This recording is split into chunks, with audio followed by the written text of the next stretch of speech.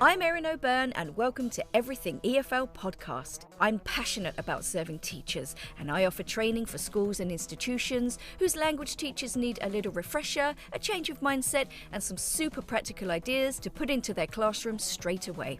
There is no one-size-fits-all lesson plan, but you've got a friend and support system in me. I can help reduce your overwhelm, give you some teacher inspiration, and improve your work-life balance. How? With some solid advice, takeaways you can try out immediately, and some much-needed teacher love, because your well-being is important too. Are you ready to make small changes one step at a time and remember how amazing you are? Let's go! Hello, you gorgeous teacher. If you're one of my lovely regular listeners, welcome back. If you're brand new to Everything EFL podcast, you are most welcome and I hope you stick around. Feeling very excited. It's only a few days until my totally free webinar on the 18th, which I'll tell you about a little bit later on, so stay tuned for that. I think that today's episode will resonate with everybody. Here's a question for you. How much do you teach in a lesson? How much do you have to teach in a lesson? Notice that the questions are quite similar, but the second one, how much do you have to teach, is usually dictated by maybe a syllabus or a course book. And, usually we want to see progression throughout the course and you move from one thing to another. Obviously, you review. But the thing I think most of us will agree with is that there is never enough time to teach everything you want the students to learn or everything they need to learn, especially if you're looking at exams. You've got the 4 skills, you've got the grammar point. If you'd like to leave time for students to talk as well as develop their speaking skills, so what do? We just stack our lessons, we fill them to the brim.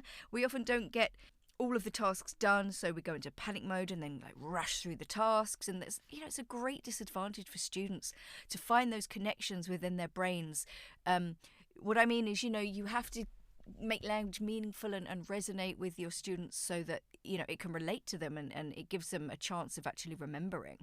Or, even having time to practice that and then retaining that information in a meaningful way.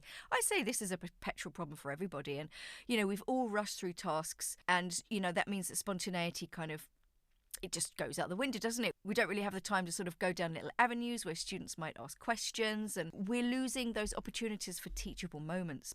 So what you end up with basically is cognitive overload. Now, I'm sure you're familiar with this term, and what is it? Basically, it's when the teacher gives too much information or too many tasks to learn, simultaneously resulting in the learner being unable to process this information. And as we all know, if it's not processed, it doesn't go into the long-term memory. All this can have a very negative effect, and it can lead to stress and anxiety and, a lack of learning anything really, which in turn could be very frustrating for you because you've done the present continuous 3 times, you did it last year, you did it the year before, why can't they remember to use it correctly? And you're often behind a little bit unless you're rushing, in which case I would say be skeptical about how much your students are learning and retaining.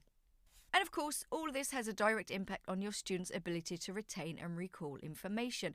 Remember when you did the present perfect the other week and then your student turns around and says, I don't finish yet or something, and you just want to bang your head against the wall? You've tried your best, but that's all you can do. But think about the effect this is having on your students as well when you rush through a bunch of tasks and then expect them to actually remember and learn. So what's the solution? Well, this is a tough one because you always have a time limit to your lessons. Some of you only have an hour a couple of times a week. And if you think about something like comparatives or anything that's just not really, really simple, it's going to take a whole lesson just to go through the rules. There has to be that initial processing and understanding. However you present it, whether you're doing traditionally sort of grammar lesson, however you're doing it, this is not how to teach. This is once you've gone through what you believe are the rules or you've had that conversation with your students, you need to think about a few things.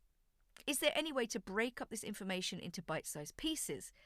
Is there any way to break up this information into bite-sized pieces over the course of several lessons? So, for example, you could start your text you're reading, whatever examples you have of the language that's authentic or natural. Then you have to sort of do your presentation or guided discovery. If it's grammar, that's what you usually do, your standard stuff. Everybody has their own ways, but I'm just thinking about what most teachers do. So how can you review in a bite-sized way over the next few weeks? Well, here's a couple of ideas. I've talked a lot about noticing. Go back to episode 103 for that. That's a 5-minute task. Add in the next couple of weeks, you've got a text, you've got transcripts. You can always highlight them, get students to notice any structures or languages that you've previously studied. Think about reusing materials. That's always really, really good. Like, you don't have to necessarily create new things. You can use things you've already used, but in a slightly different way. Strip it down as much as you can. If you don't think you're going to get everything done in a lesson, break it up and do it over the course of a few lessons. I think that bite-sizedness is really good for your students as well. Give them enough to work with and connect with, by which I mean make connections in their brain with the language. How can they connect it to their lives so the language is relevant? And then add to that opportunities for review and noticing. I'm a big fan of breaking lessons up into smaller chunks. Now, it's not possible with every lesson. If you're doing like something like listening or reading, it does take time, but you can still break that down into bite-sized pieces. So I'm thinking lead in a few minutes, any preparation you have to do to assist the students in their understanding, any sort of pre-teaching or scaffolding you might want to do before they do the listening. Could be some pronunciation work. How about then doing the listening task in the next lesson? You can force that kind of recall. Do you remember what we did last lesson? Let's talk about it. Now we're going to actually do the listening. And the advantage of this is, you pick up where you left off. So my challenge for you this week is look at your lesson plan. Can you break the stages down into bite-sized pieces where there's logical progression? Think about spreading the task over 2 or 3 lessons, and that will leave a little bit of time in those lessons as well, like maybe 10 minutes beforehand, 10 minutes after. Ask yourself what you can do to fill those gaps in. What review from other lessons could you do? Is there a nice little pronunciation activity you can do? We all know pronunciation gets left on the sidelines. I'm guilty of that too. But like I said, there are so many things we have to consider when teaching, and we cannot do it all. And I think trying to do it all will just burn you out and have a direct impact on your students' ability to retain information. So think carefully about how much you can slow things down. Less is more. And this is the mantra I'm taking with me to my next course, Heart and Craft, the Methodology Mindset Blueprint for Language Teachers. I'm going to strip back the information a little bit from the previous course because everything there was great, I have to say it, but maybe it was a little bit too much. And I want you to really enjoy this experience of taking the information, doing the tasks, and coming away each week with a feeling of renewed energy and the ability to implement what you can immediately, rather than just it going out of your head because it's just too much information and you're overwhelmed. It's not that I don't think you're amazingly intelligent. I know you are, but you're only human and you've got so much going on in your life. So, let's keep everything simple. Now, if you're interested in the Heart and Craft course, you can go onto my website, have a look. It breaks down all of the modules, but also sign up to my totally free webinar on February the 18th. It's called Beyond the Gap Fill, Tasks to Get Students Speaking. And it's all about those little review tasks. Also, the webinar will give you a small taste of how much you can learn with me on my Heart and Craft course. I'll just teach you a couple of things you can try out straight away. And then, this is the best bit, you will get a chance to sign up for my Heart and Craft course with the biggest discount anybody's going to get. Even my gorgeous newsletter community isn't going to get the discount that the webinar signups will get. Link is in the show notes. If you have any questions, DM me. It's not a problem. I cannot wait to see you.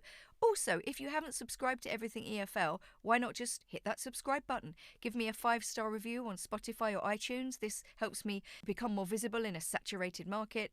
And have you signed up for my Breathe Easy Teacher newsletter? Every week or two, I send you a bit of tips, bit of advice, something just small and bite-sized, that's something that you can think about and maybe try. Or maybe it's just food for thought or just a little reminder of how amazing you are. You will get a discount for the course too, but like I said, it won't be quite as much as the webinar. Replays are available if you cannot attend the webinar in person. It's February the 18th at 7 p.m. UK time. And the special offer will be available for 3 days afterwards. Anyway, until next time, take care of yourself, have a safe and peaceful week, and share the love. Bye.